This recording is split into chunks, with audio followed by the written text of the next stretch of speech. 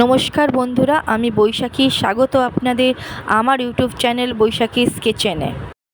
আজকের রেসিপি হলো chicken fry. খুব সহজ পদ্ধতিতে বানিয়ে ফেলুন এই রেসিপিটা। চলুন ভিডিও শুরু করা যাক। আমি এখানে আধা কিলো চিকেন নিয়েছি। কিছু মশলা নিচ্ছি: হলুদ গুঁড়ো, লঙ্কার গুঁড়ো, গরম মশলা, চাট মশলা আর নুন। এবার নিচ্ছি আদা রসুন বাটা, পেঁয়াজ বাটা। এবারে নিয়ে নেব একটু চালের গুঁড়ি, ভিনেগার, একটু সর্ষের তেল আর একটু বেসন।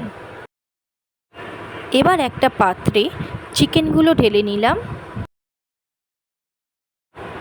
এবার আদা রসুন বাটা, পেঁয়াজ বাটা, হলুদ গুঁড়ো, লঙ্কার গুঁড়ো, গরম মশলা, চাট মশলা, নুন, চালের গুঁড়ি, বেসন আর ভিনেগার দিয়ে ভালো করে মেখে নেব।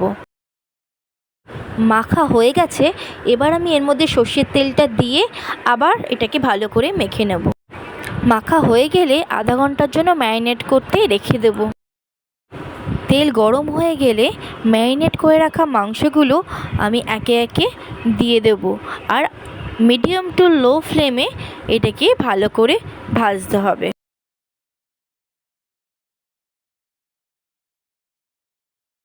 এক সাইডটা ভাজা হয়ে গেছে, এবার উল্টে আরেক সাইডটা ভেজে নেব। মাংস ভাজা কমপ্লিট। এবার তুলে সার্ভ করব।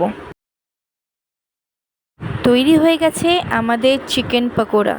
ভিডিও ভালো লেগে থাকলে লাইক, সাবস্ক্রাইব করুন।